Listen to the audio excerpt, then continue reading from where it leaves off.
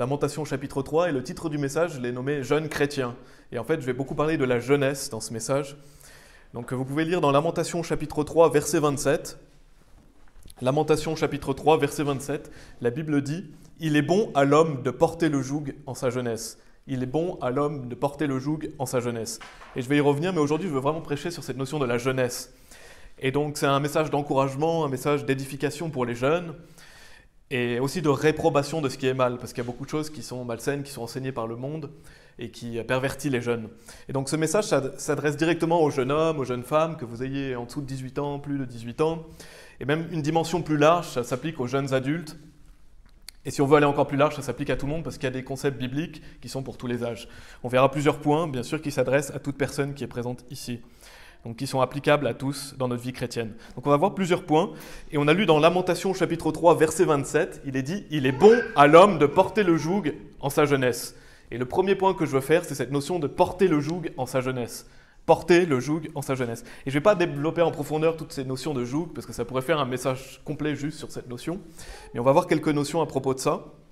Et vous pouvez aller dans Matthieu chapitre 11. Donc on va voir cette notion de porter le joug en sa jeunesse, et notamment porter le joug du Seigneur Jésus-Christ. Dans Matthieu chapitre 11. Matthieu chapitre 11, donc des versets que vous connaissez certainement. Versets 28 à 30.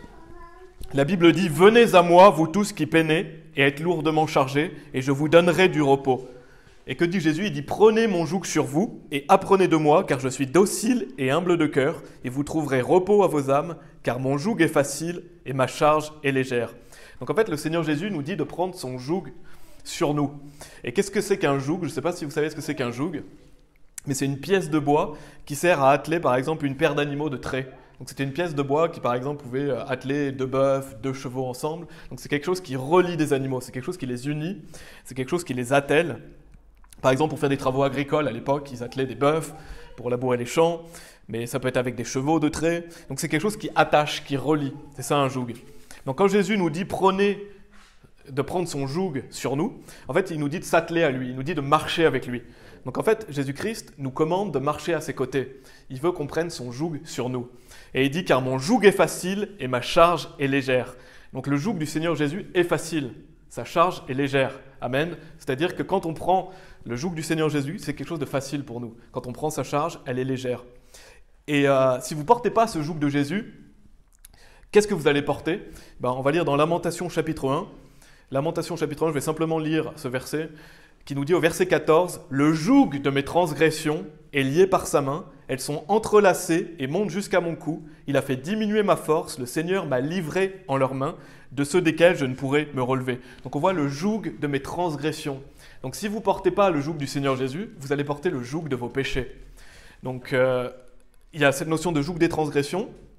Et dans Galates chapitre 5 verset 1, je vais simplement le lire aussi, dans le Nouveau Testament, il est dit « Tenez-vous ferme donc dans la liberté avec laquelle Christ nous a rendus libres. » Parce que quand on a cru en Jésus-Christ, on est libre. On est libre, on est purifié, on est pardonné de nos péchés. L'ancien homme est crucifié avec Christ. On doit se considérer mort au péché et vivant pour Christ. Il est dit « Et ne soyez pas de nouveau empêtrés sous le joug de la servitude. » Donc ici, ça parle de la loi. Donc en fait, si vous ne portez pas le joug du Seigneur Jésus, vous allez automatiquement porter le joug de vos transgressions, de vos péchés.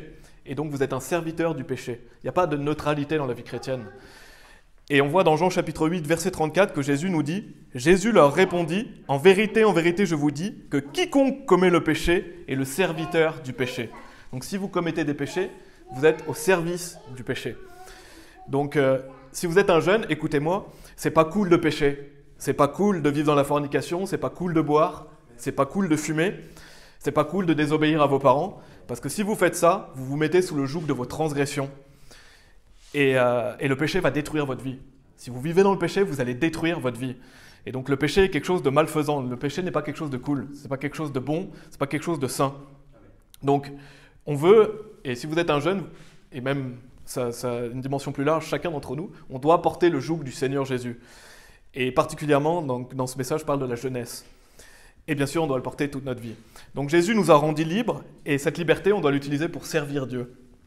Vous pouvez aller dans 1 Jean chapitre 5, verset 3. Donc dans ce premier point, je parlais du fait de porter le joug en sa jeunesse, le fait de porter le joug du Seigneur Jésus-Christ. Il nous dit que son joug est facile, sa charge est légère. Et que si vous ne portez pas ce joug-là, vous allez porter le joug de vos péchés. Et on voit dans 1 Jean chapitre 5, au verset 3, il est dit « Car ceci est l'amour de Dieu, que nous gardions ses commandements, et ses commandements ne sont pas pénibles. » Donc garder les commandements de Dieu, ce n'est pas quelque chose de pénible. Garder les commandements de Dieu, c'est quelque chose de bénéfique pour nous. C'est une lumière sur notre sentier. C'est quelque chose qui n'est pas pénible. En fait, qu'est-ce qui est pénible ? C'est le péché qui est pénible. Les gens croient que garder les commandements de Dieu, ah non, j'ai pas trop envie, c'est pénible, il y a des lois, il y a des règles. Non, garder les commandements de Dieu, c'est pas quelque chose de pénible, c'est quelque chose de bénéfique pour nous. Ce qui est pénible, c'est de vivre dans le péché. D'ailleurs, il est dit dans la Bible, dans les Proverbes, il est dit le chemin des transgresseurs est difficile. Donc vivre dans le péché, ce n'est pas quelque chose de facile. Quand on voit l'aboutissement des péchés, ça nous amène dans des situations malsaines et ça provoque la mort chez certaines personnes. Donc le chemin des transgresseurs est difficile. Et on peut prendre l'exemple d'un sac à dos. Vous avez le sac à dos de la servitude, donc c'est le sac à dos du péché. Donc c'est le sac à dos que le diable veut vous donner. Le diable, qu'est-ce qu'il veut ? Il veut vous mettre un sac à dos lourd sur les épaules. Et c'est le sac à dos du monde. Donc c'est le fait de vivre dans le monde. Ça peut être un sac à dos de 80 kg par exemple. Imaginez-vous porter 80 kg sur le dos. C'est ce que le diable veut vous donner. Il veut vous tenter à vivre comme le monde. Il veut vous tenter à vivre dans le péché. Il va vous dire c'est pas si grave, vous allez être heureux dans le péché. Et donc il va mettre ce sac malfaisant qui pèse lourd sur votre dos. Alors que vous avez le sac de Jésus-Christ, lui, qui pourrait peut-être peser 15-20 kg, où Jésus nous dit la charge est légère. C'est le sac de marcher avec Christ, le sac de vivre pour lui, de garder ses commandements. Donc la question que je vous pose, c'est quel sac vous voulez porter ? Vous voulez porter le sac du Seigneur Jésus-Christ qui est léger ou le sac du diable qui est lourd ? Parce que vous ne pouvez pas vous dire « Ah, moi je préfère porter aucun des deux sacs, je veux vivre ma vie tranquille ». Non, vous allez porter un de ces deux sacs. Il n'y a pas d'option. Il n'y a pas de neutralité dans la vie chrétienne. Soit vous portez le sac du Seigneur Jésus-Christ, soit vous portez le sac du diable. Et le diable va vous faire peser lourd sur votre dos. Alors que Jésus-Christ, il nous dit que sa charge est légère. Jésus-Christ, il veut que vous portiez son sac, il veut que vous preniez son joug sur vous, et il vous donnera la force et l'énergie de le faire. Il nous dit « Car mon joug est facile et ma charge est légère ». Donc c'est important, si vous croyez qu'il y a une neutralité, vous dites « Ah, moi je veux aucun des sacs », vous vous fourvoyez. Il n'y a pas de neutralité dans la vie chrétienne. Soit vous portez le joug du Seigneur Jésus, soit vous portez le joug de vos transgressions, et le diable va mettre toutes sortes de poids sur votre dos. Donc le premier point, le fait de porter le joug du Seigneur Jésus, donc comment ça peut se traduire ? Par le fait de garder ses commandements, par le fait de lire la Bible, par le fait d'aller à l'église, d'aller prêcher l'évangile, donc c'est marcher avec lui chaque jour. Et donc non seulement il est bon pour nous de porter le joug du Seigneur Jésus, mais c'est bon de porter le joug des uns des autres. Ça veut dire quoi ? C'est-à-dire de marcher ensemble, de s'entourer de frères et sœurs, d'être attelés aux frères et sœurs, d'aller dans la même direction en fait. On doit s'entourer de personnes qui sont chrétiennes et travailler ensemble. Je vais lire Ecclésiaste chapitre 12 verset 1, et vous pouvez aller dans 1 Pierre chapitre 1 si vous voulez, 1 Pierre chapitre 1. Je vais simplement lire Ecclésiaste chapitre 12 verset 1, donc c'est juste après le Ecclésiaste chapitre 11 qu'a lu Tristan, qui nous dit « Souviens-toi maintenant de ton Créateur pendant les jours de ta jeunesse, avant que les jours mauvais viennent et avant qu'arrivent les années dont tu diras « Je n'y prends pas de plaisir ». Donc c'est important, si vous êtes un jeune et que vous écoutez ce message, souviens-toi maintenant de ton Créateur pendant les jours de ta jeunesse. Vous devez reconnaître Dieu dans votre jeunesse. Vous avez besoin de Dieu pour acquérir de la sagesse, de l'intelligence, de la bonne compréhension. C'est essentiel de reconnaître Dieu dans la jeunesse. Et le deuxième point que je veux faire, donc ça c'était le premier point, le deuxième point que je veux faire, c'est le fait d'être séparé pour Dieu. Donc, et notamment dans la jeunesse. Mais la séparation, c'est relié à la sanctification. La sanctification, la sainteté. Donc en fait, la sanctification, ça se définit comme le fait de séparer quelque chose, de le mettre à part.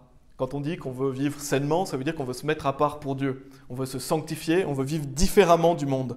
On voit dans 1 Pierre chapitre 1, versets 15 et 16, il est dit « Mais comme celui qui vous a appelé est saint », donc Dieu est saint, on sait qu'il est parfaitement saint, « soyez vous aussi saints dans tout votre comportement, parce qu'il est écrit « Soyez saints, car je suis saint ».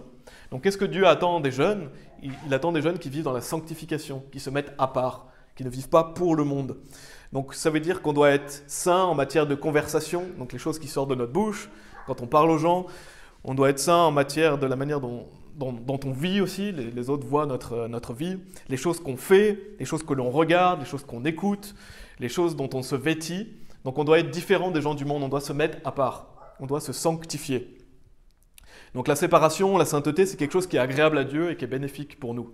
C'est un commandement, on voit « Soyez saints, car je suis saint ». Et donc la Bible nous enseigne d'être différents du monde. Et d'ailleurs, si vous êtes jeune, je vais être différent des autres, soyez chrétien fondamentaliste, vous serez différent des autres. Et donc être un chrétien fondamentaliste, c'est être différent du monde. Et c'est pour ça d'ailleurs que ce mouvement New IFB attire beaucoup les jeunes, parce que c'est un mouvement qui est différent du monde, et c'est quelque chose qui est bénéfique pour nous. En plus, vous serez différents des autres, mais vous serez différents des autres pour la gloire de Dieu. Donc c'est quelque chose qu'on doit faire. Vous pouvez aller dans 2 Corinthiens chapitre 6. Soyez fondamentalistes. 2 Corinthiens chapitre 6, des versets 14 à 18. Je vous encourage à garder quelque chose dans ce passage, je vais y revenir un peu après. 2 Corinthiens chapitre 6, la Bible dit au verset 14 « Ne vous mettez pas sous un même joug avec les incroyants, car quelle association à la droiture, donc on peut le traduire par la justice aussi, avec l'injustice, et quelle communion à la lumière avec l'obscurité, et quelle harmonie à Christ avec Bélial, ou quelle part à celui qui croit avec un infidèle, et quelle conformité à le temple de Dieu avec les idoles.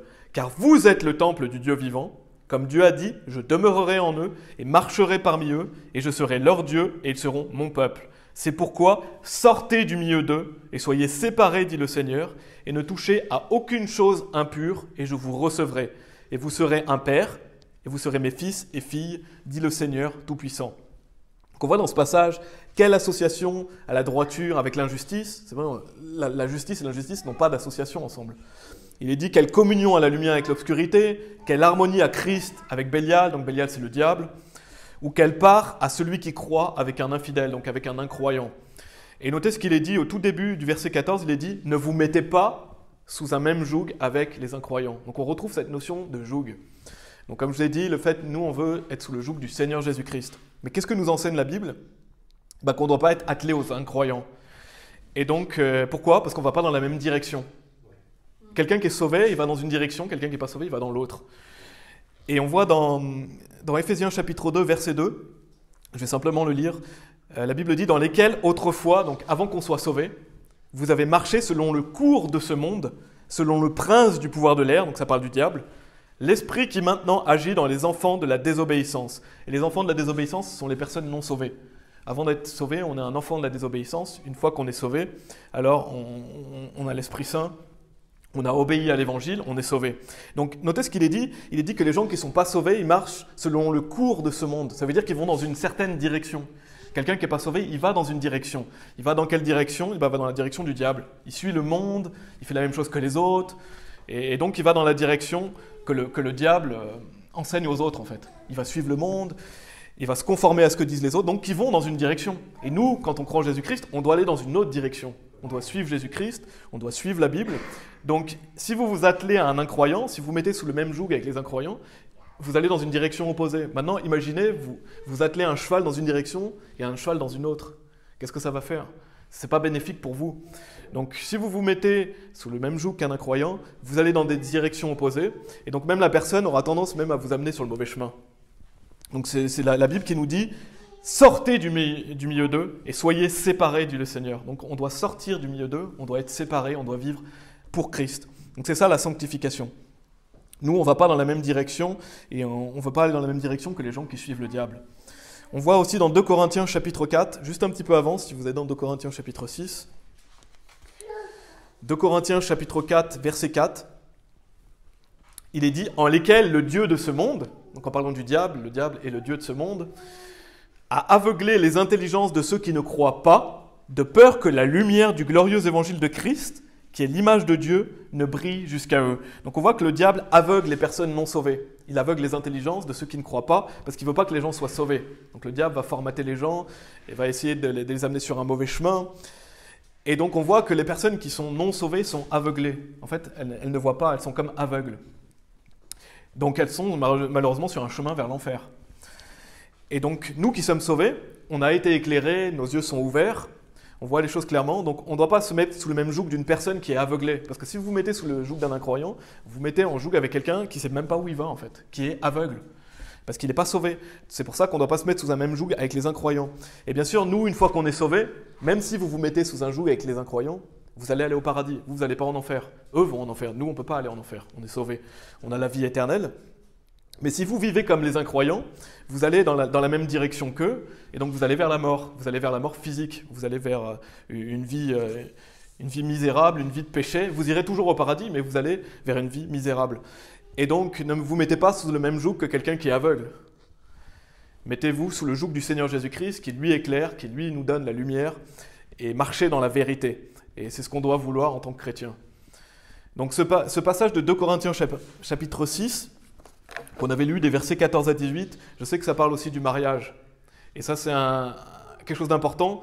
Écoutez-moi les jeunes, si vous n'êtes pas mariés, vous devez vous marier avec quelqu'un qui est sauvé. Quand on est croyant, on ne se marie pas avec un incroyant. On doit se marier avec quelqu'un de sauvé, c'est toute notre vie. Le mariage, c'est pour la vie. Quand on s'engage avec quelqu'un, on doit s'assurer que la personne est sauvée. Et bien sûr, si vous avez épousé quelqu'un qui est un croyant, alors restez avec cette personne, priez pour cette personne qu'elle soit sauvée. Mais ce message s'adresse vraiment aux jeunes. Choisissez quelqu'un qui est sauvé. On doit se marier avec quelqu'un qui est sauvé. Donc dans la vie, d'une manière générale, on doit faire attention avec qui on s'attelle, on doit faire attention avec qui on marche. Il y a certaines personnes qu'on ne doit pas être amis avec. On ne doit pas être amis avec les personnes qui aiment le monde, par exemple. Donc on doit être amical avec nos collègues. Par exemple, quand vous allez au travail, vous devez être amical avec les gens, vous pouvez être amical avec les gens en général. Vous pouvez donner l'évangile aux non-sauvés, et c'est même notre rôle, on doit donner l'évangile aux non-sauvés. Mais par exemple, si vous avez des amis qui boivent, des amis qui se droguent, alors ne vous mettez pas sous un même joug qu'eux. Ne marchez pas avec eux. On doit être différents, on doit être séparés. Et ça, c'est très important, on doit se séparer du monde. Et c'est très important pour les jeunes, parce que les jeunes veulent souvent être cool, ils veulent souvent être comme les autres, ils veulent souvent suivre les autres. Non, nous, on est différents. La Bible dit, c'est pourquoi sortez du milieu d'eux et soyez séparés, dit le Seigneur, et ne touchez à aucune chose impure. Pourquoi? Parce que si vous touchez à quelque chose d'impur, ça vous rend impur. Si vous touchez quelque chose d'impur, ça vous rend impur. Et Dieu nous dit, je demeurerai en eux et marcherai parmi eux, et je serai leur Dieu, et ils seront mon peuple. Donc on doit se mettre à part, on doit se séparer pour Dieu, et ne pas se mettre sous un même joug avec les incroyants. On doit être un peuple particulier. Vous pouvez aller dans Jacques chapitre 4. C'est très important si vous êtes un jeune. Si vous voulez vous marier, mariez-vous à quelqu'un qui est croyant. Et nous, de manière générale, nous qui sommes croyants, on ne doit pas se mettre sous un même joug que les incroyants. Et donc, on ne doit pas être des amis du monde. Bien sûr, on doit être amical avec les gens, on doit prêcher l'évangile aux personnes non sauvées, mais on doit se garder séparés, on doit se garder pur. On voit dans Jacques chapitre 4, verset 8, où il est dit « Approchez-vous de Dieu, et il s'approchera de vous. Nettoyez vos mains, vous pécheurs, et purifiez vos cœurs, vous les versatiles. » Donc si vous voulez être proche de Dieu dans votre vie, qu'est-ce que vous devez faire? Nettoyez vos mains, vous pécheurs, et purifiez vos cœurs, vous les versatiles. C'est-à-dire, repentez-vous de vos péchés, détournez-vous du péché, et purifiez vos cœurs, vous les versatiles. Et Arthur avait parlé dans Matthieu chapitre 5, bénis sont les cœurs purs. Quelqu'un qui a un cœur versatile, il est un peu dans le monde, un peu pour Dieu, il est versatile, quoi. Et c'est pas ce qu'on veut, nous. Et les jeunes, souvent, sont « Ah, je veux vivre un peu pour le monde, parce que je veux être cool, mais en même temps, je veux vivre pour Dieu. » Non, purifiez vos cœurs, vous les versatiles. C'est-à-dire, ne vivez pas pour le monde. Et c'est pour ça qu'on ne doit pas se mettre sous un même joug que les incroyants. Parce que ne vous croyez pas invincible. Si vous vous mettez sous le joug d'un incroyant, ils vont vous attirer dans des péchés. La Bible dit dans 1 Corinthiens chapitre 10, au verset 12, « C'est pourquoi que celui qui pense qu'il se tient debout prenne garde de peur qu'il ne tombe. » Donc ne vous croyez pas invincible. Ne croyez pas, moi je peux aller avec des amis qui boivent de l'alcool, je sais que j'en boirai pas. Non. Ne vous croyez pas invincible, ne restez pas à côté de personnes qui se droguent, des personnes qui sont alcoolisées. On doit être prudent parce que quelqu'un qui pense se tenir debout prenne garde de peur qu'il ne tombe. Donc on doit se garder saint et pur pour le Seigneur. Vous pouvez aller dans 2 Corinthiens chapitre 17, on va voir dans l'Ancien Testament. Je vais donner un exemple dans l'Ancien Testament d'un roi qui est nommé Jéhoshaphat, et je crois que dans la Osterwald c'est Josaphat. Et on va voir qu'il avait une mauvaise fréquentation, et on va voir l'impact que ça va avoir dans sa vie. Parce que si vous avez des mauvaises fréquentations, ça peut impacter les gens autour de vous, ça peut impacter vos enfants, et bien sûr ça peut vous impacter vous. On voit dans 2 Chroniques chapitre 17, donc je ne vais pas étudier toute la vie de Jéhoshaphat, mais je vais simplement mentionner un épisode de sa vie, où il est dit dans 2 Chroniques chapitre 17, versets 3 et 4, il est dit « Et le Seigneur fut avec Jéhoshaphat, parce qu'il marcha selon les premiers chemins de David, son père, et ne rechercha pas les Baalim. Mais il rechercha le Seigneur, Dieu de son père, et marcha dans ses commandements, et non comme faisait Israël. » Donc Jéhoshaphat était un roi sauvé. C'est quelqu'un qui marchait pour Dieu, il gardait les commandements de Dieu, il a fait des bonnes choses. Mais on peut voir qu'il va être proche de Ahab ou Achab, et donc qui était le roi d'Israël. Il va s'unir au roi d'Israël. On le voit un peu plus loin, un chapitre plus loin, 2 Chroniques chapitre 18. Si vous allez dans 2 Chroniques chapitre 18, on voit au verset 1, il est dit « Or Jéhoshaphat eut richesse et honneur en abondance, et s'unit avec Ahab. Donc on voit qu'il va s'unir avec un roi qui est malfaisant, qui s'appelle Ahab. Et on voit verset 3, « Et Ahab, roi d'Israël, dit à Jéhoshaphat, roi de Juda, « Viendras-tu avec moi à Ramoth-Gilead » Et il lui répondit, « Je suis comme tu es, et mon peuple comme ton peuple, et nous serons avec toi dans la guerre. » Donc on voit qu'il va s'engager à aller à la guerre avec Ahab, qui est un roi malfaisant. Donc Jéhoshaphat, qui est une personne sauvée, va s'atteler à quelqu'un qui est malfaisant. Il va avoir une mauvaise fréquentation. Et en plus, il lui dit « Je suis comme tu es ». Donc on voit qu'il voulait vraiment s'unir à ce roi. Et on voit un peu plus loin, un chapitre encore plus loin, versets 2 et 3 du chapitre 19. Donc il va être repris par un prophète de Dieu, Jéhu. Il est dit au verset 2 et 3 de 2 Chroniques chapitre 19. « Et Jéhu, le fils de Hanani le voyant, sortit à sa rencontre, dit du roi Jéhoshaphat, « Aideras-tu l'impie et aimes-tu ceux qui haïssent le Seigneur ? C'est pourquoi il y a colère sur toi de la part du Seigneur. Cependant, il s'est trouvé de bonnes choses en toi, en ce que tu as ôté du pays les bosquets et tu as disposé ton cœur à rechercher Dieu. » Donc on voit le roi Jéhoshaphat de Juda qui s'unit avec le roi Ahab et le prophète va le reprendre et va lui dire « Aideras-tu l'impie ? Aimes-tu ceux qui haïssent le Seigneur ?» Donc ça parle de Ahab. Ahab était quelqu'un qui haïssait le Seigneur et qui était quelqu'un d'impie. Et donc les mauvaises fréquentations du roi de Juda qui est Jéhoshaphat, ça va avoir un impact sur Joram, son fils. Vous pouvez aller dans 2 Rois chapitre 8. Quand vous avez une mauvaise fréquentation, ça peut impacter vos proches. Ça peut impacter votre mari, votre femme, ça peut impacter vos enfants. Ça a un mauvais impact. Donc attention aux fréquentations que vous avez. On voit à travers l'exemple dans l'Ancien Testament d'un roi qui avait une mauvaise fréquentation.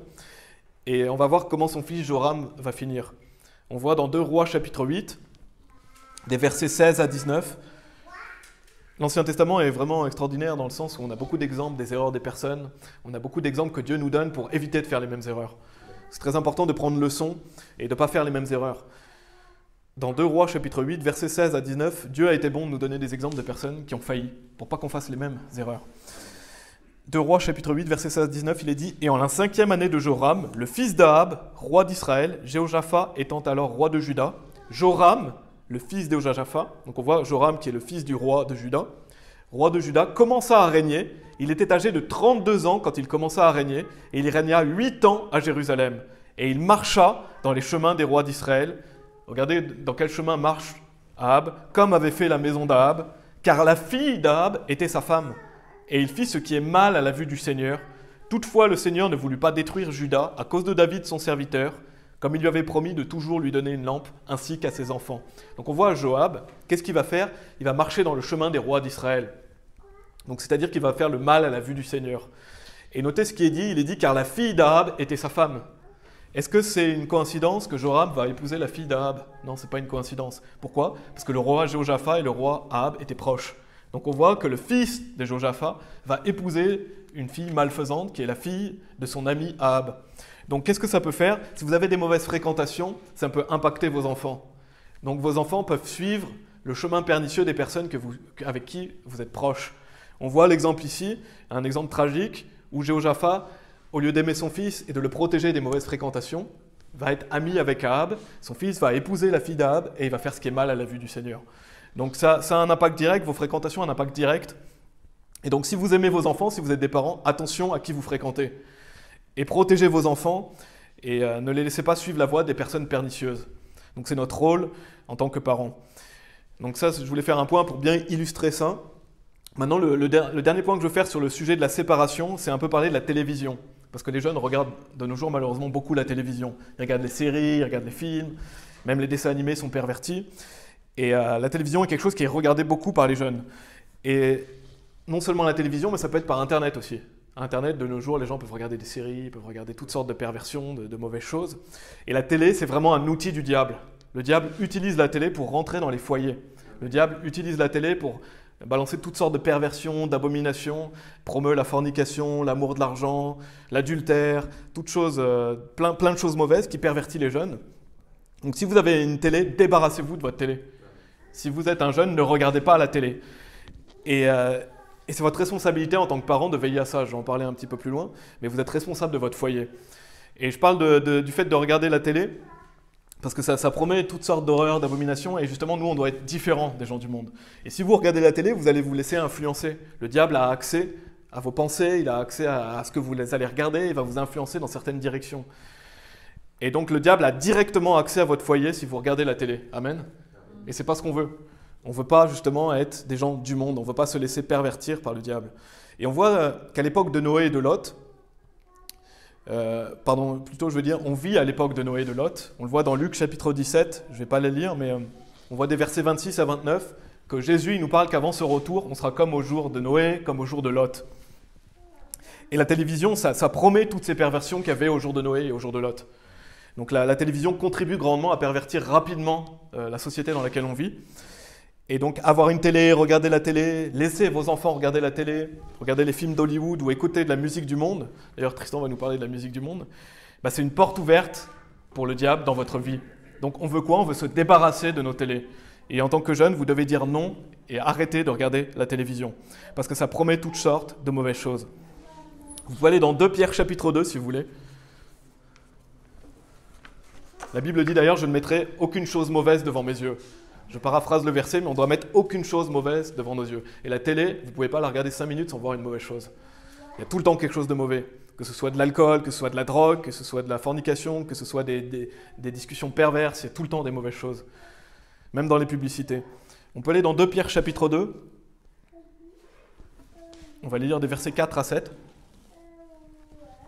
Il est dit, car si Dieu n'a pas épargné les anges qui ont péché, mais les a jetés en enfer et les a livrés à des chaînes d'obscurité pour être réservés jusqu'au jugement, et s'il n'a pas épargné l'ancien monde, mais a sauvé Noé, la 8e personne, un prédicateur de la droiture, et ça c'est ce qu'on doit être. Nous on vit à l'époque de Noé et de Lot, on doit être des prédicateurs de la justice, c'est-à-dire qu'on doit prêcher l'évangile à un monde qui est perdu. Faisant venir le déluge sur le monde des impies, si vous demandez qu'est-ce que faisait Noé, il prêchait l'évangile. Il prêchait la parole de Dieu, il vivait différemment, pourtant il était à une époque pervertie. C'est la même chose aujourd'hui. Faisant venir le déluge sur le monde des impies, et réduisant en cendres les villes de Sodome et de Gomorrhe, les condamna par un renversement, faisant d'elles un modèle envers ceux qui plus tard vivraient dans l'impiété, et délivra le juste Lot, irrité par le comportement répugnant des pervers. Et donc, qu'est-ce qu'on doit vouloir pour nos télévisions? Les réduire en cendres. C'est tout ce que ça mérite, une télé, être réduit en cendres. Ça mérite d'être balancé et à la décharge directement, parce que c'est quelque chose qui est malsain. Et on voit que Dieu a détruit Sodome et Gomorrhe, qui étaient remplis de sodomites. Dieu a détruit Sodome et Gomorrhe, il les a rendus en cendres. Nous, notre télé, on doit en faire des cendres. Donc on n'en veut pas, bien sûr, brûlez pas votre télé, jetez-la. Mais ce que je veux dire, c'est que c'est ce que ça mérite d'être réduit en cendres. C'est ce que Dieu pense de la télévision, c'est ce que Dieu pense de toutes ces perversions. Et je développerai un peu plus les notions, par exemple, de fornication, d'alcool, de drogue, parce que malheureusement, c'est des problèmes qui sont souvent chez les jeunes. Et notamment aussi le fait d'avoir un esprit excellent, donc d'encourager les jeunes à avoir un esprit excellent pendant la jeunesse. Je ferai sûrement une deuxième partie, parce qu'il y a beaucoup de choses à dire pour les jeunes. Donc je ferai sûrement un deuxième message sur le sujet de la jeunesse. Donc ça, c'était le deuxième point. Le deuxième point, c'est qu'on doit vivre différemment. On ne doit pas se mettre sous un joug avec les incroyants, on doit vivre de manière séparée. On voit l'impact que ça peut avoir sur notre famille d'avoir des mauvaises fréquentations. Sur nous-mêmes aussi, parce que Jéhoshaphat va faire ce qui est mal à la vue du Seigneur, dans le sens où la colère de Dieu est sur lui parce qu'il aime l'impie, parce qu'il aide l'impie. Donc Dieu est en colère contre Jéhoshaphat parce qu'il avait des mauvaises fréquentations. Si vous avez des mauvaises fréquentations, Dieu peut être en colère contre vous. Et donc attention à qui vous fréquentez. Et on a vu après justement que la télévision c'est quelque chose de malsain dont on doit se débarrasser absolument. Troisième point, le fait d'apprendre dans la jeunesse. Vous pouvez aller dans Proverbes chapitre 1. Donc si vous êtes jeune, et même un jeune adulte, et même pour nous, c'est valable pour tout le monde, apprenez. On voit dans Matthieu chapitre 11, on avait lu, Jésus nous dit « Prenez mon joug sur vous et apprenez de moi ». Donc non seulement on doit prendre son joug, mais on doit apprendre de lui, car je suis docile et humble de cœur, et vous trouverez repos à vos âmes. Donc quand vous êtes jeune, profitez pour apprendre sur Jésus-Christ. Comment on apprend sur Jésus-Christ? En lisant la Bible. En lisant la Bible, en écoutant des enseignements. Donc profitez de grandir en connaissance, en intelligence, en sagesse quand vous êtes jeune. On va lire de Proverbes chapitre 1, des versets 1 à 9, où il est dit « Les proverbes de Salomon, le fils de David, roi d'Israël, pour connaître sagesse et instruction, pour percevoir les paroles de compréhension. » Et quand on est jeune, on veut ça justement, pour recevoir l'instruction de la sagesse, de la justice et du jugement et de l'équité, pour donner subtilité au simplet, au jeune homme connaissance et discrétion. Donc, en tant que jeune, on veut cette connaissance, cette discrétion que Dieu nous enseigne. Un homme sage entendra et augmentera son savoir, et un homme de compréhension acquerra de sages conseils, afin de comprendre un proverbe et l'interprétation, les paroles du sage et leurs dires obscurs. La crainte du Seigneur est le commencement de la connaissance, mais les insensés méprisent sagesse et instruction. Mon fils, écoute l'instruction de ton père et n'abandonne pas la loi de ta mère, car elles seront une parure de grâce à ta tête et des chaînes autour de ton cou. Donc on voit dans ce passage, c'est un bon passage pour les jeunes, mais pour nous en termes général, on doit toujours apprendre. On doit toujours être ouvert à apprendre la sagesse, toujours ouvert à apprendre pour avoir plus d'équité, plus de discernement, plus de justice. Une personne qui est sage, elle veut apprendre, elle a soif d'apprendre. Soif d'apprendre de la parole de Dieu, elle a un cœur ouvert à la parole, elle a un cœur ouvert à la réprimande. Donc apprenez de Dieu, lisez la Bible, écoutez des enseignements, profitez-en tant que vous êtes jeune, vous avez plus de temps, profitez-en pour lire plus la Bible, pour écouter plus d'enseignements. Et donc c'est aussi important de développer du discernement dans la jeunesse. Je vais lire Proverbes chapitre 14, verset 15, si vous voulez, vous pouvez y aller. On voit déjà qu'il était dit pour donner subtilité au simplet. Donc on ne veut pas être une personne simplée, une personne qui croit tout ce qu'on dit, on va avoir du discernement. On voit dans Proverbes 14, verset 15, « Le simplet croit toute parole, mais l'homme prudent regarde bien où il va. » Et donc on ne veut pas être ces simplets qui croient tout ce qu'on dit, dès que quelqu'un nous dit quelque chose, on croit tout ce que les gens disent, non. Et les jeunes sont souvent influençables. Donc quand vous êtes jeune, vous devez avoir du discernement. Vous devez vous dire, ce qu'il me dit là, c'est un mensonge. Ce qu'il me dit là, c'est pas correct devant Dieu. Ce qu'il me dit là, c'est contre la parole de Dieu. Donc quand on est jeune, on doit développer ce discernement de ce qui est bien et de ce qui est mal. Et prendre garde, il est dit, mais l'homme prudent regarde bien où il va. Donc vous les jeunes, regardez où vous allez, avant de vous engager avec qui que ce soit et avant de faire des choses malsaines. N'oubliez pas que Dieu est au ciel et il vous regarde. Dieu donne connaissance du jugement. Donc non seulement il faut apprendre dans sa jeunesse en termes bibliques, apprendre de Jésus-Christ, avoir du discernement, mais bien sûr, profitez-en pour apprendre sur différents sujets aussi. C'est le moment où vous devez développer des compétences pour votre vie future. C'est le moment où vous devez vous instruire et faire des choses qui sont utiles à votre futur. Quand vous êtes jeune, profitez-en pour ça. Soyez diligents à apprendre. Et ce sera utile à votre vie d'adulte. Et c'est un moment aussi important pour apprendre des langues étrangères. Profitez-en pour apprendre d'autres langues. Quand vous êtes jeune, c'est plus facile d'apprendre des langues. Et soyez pas paresseux. Justement, portez le joug en sa jeunesse. C'est très important. C'est très malfaisant d'être paresseux. La Bible enseigne que la paresse est un péché. Troisième point, c'était ça, apprendre dans sa jeunesse. Et ça pourrait faire un sermon au complet, bien sûr. Le quatrième point, c'est le rôle des parents. Je parlais un petit peu du rôle des parents, parce que je veux m'adresser aussi directement aux parents qui ont des jeunes à la maison. Quand vous êtes un parent, c'est votre responsabilité de veiller sur vos enfants quand ils sont chez vous. Vous devez veiller sur eux, vous devez faire attention à ce qu'ils regardent, vous devez faire attention à qui ils fréquentent. On a vu dans l'Ancien Testament que Jéhoshaphat ne se préoccupait pas que son fils était en lien direct avec Ahab. Son fils va même épouser la fille de Ahab. Et donc on peut voir l'impact des mauvaises fréquentations. Donc c'est notre rôle d'éduquer nos enfants, c'est notre rôle de les châtier, de les corriger aussi quand ils font quelque chose qui n'est pas correct. Et bien sûr, ce n'est pas le sujet du message, je ne fais pas un message sur l'éducation des enfants, mais c'est quand même important, vous en tant que parents, que vous preniez vos responsabilités de ce qui se passe dans votre foyer et que vous veillez sur la bonne conduite de vos enfants. En tant que parents, on est responsable. On va lire dans Éphésiens chapitre 6. Éphésiens chapitre 6.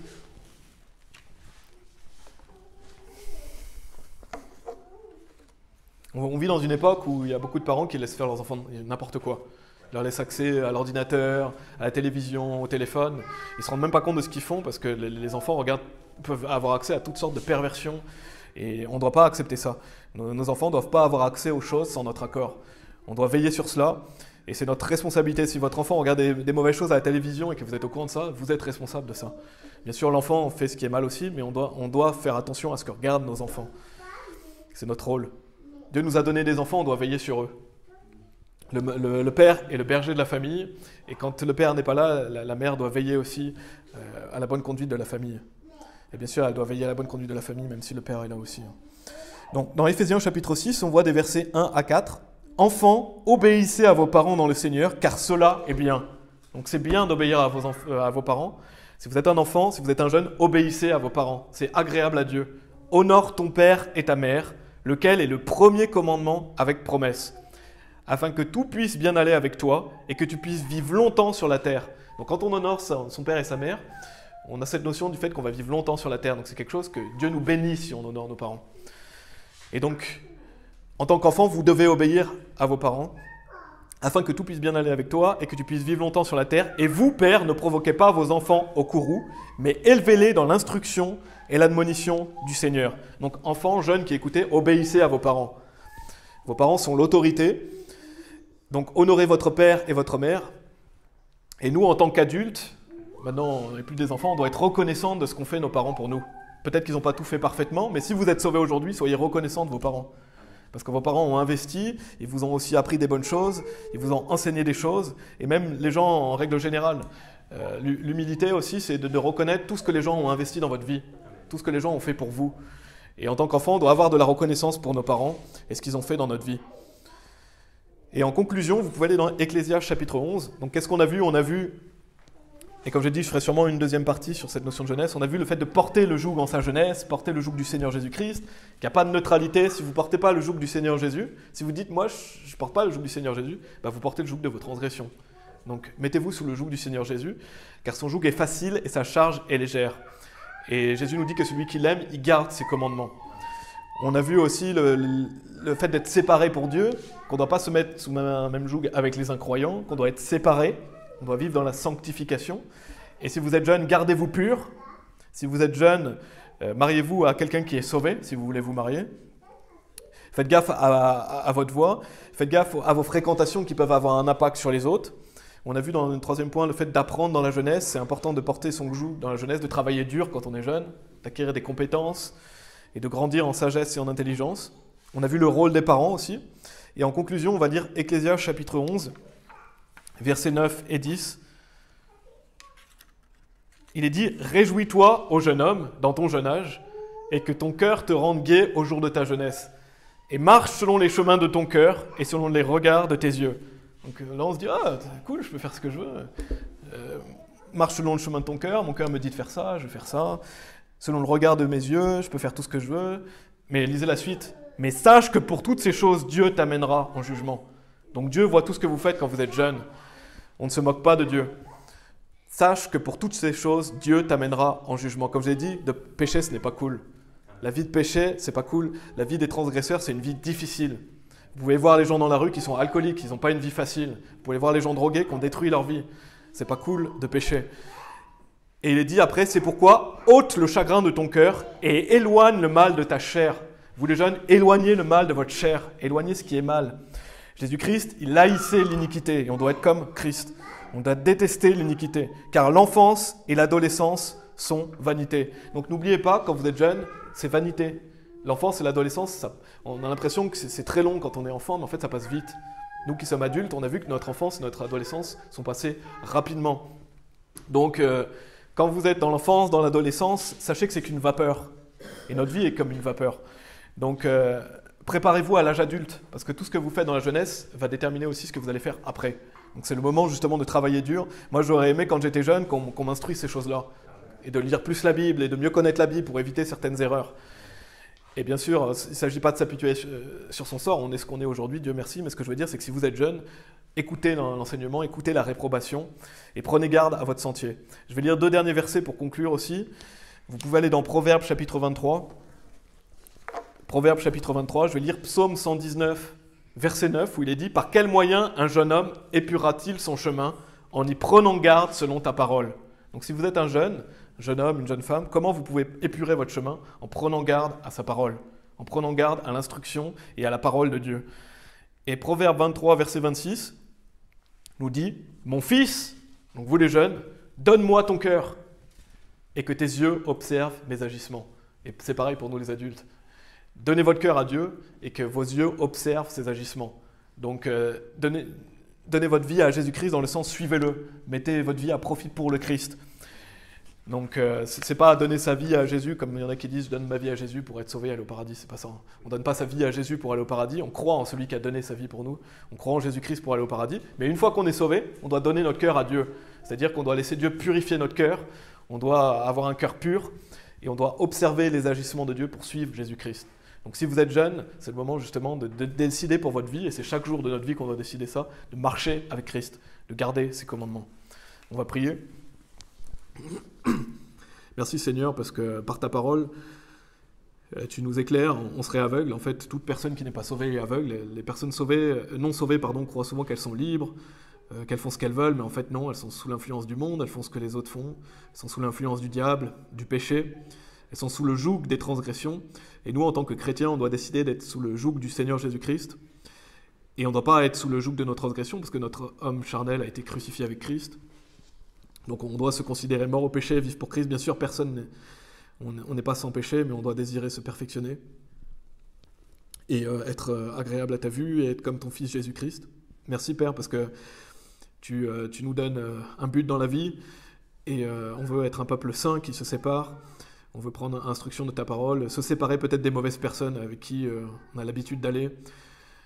Et on prie pour que tu nous donnes la force de faire cela. On prie aussi pour que chaque parent qui écoute ce message sache qu'il est responsable de son foyer et qu'il puisse prendre ses responsabilités et bien veiller à ce que ses enfants font et bien les éduquer tant qu'ils sont encore là, parce qu'après une fois qu'ils sont partis, c'est trop tard, même si bien sûr on peut toujours influencer positivement nos enfants.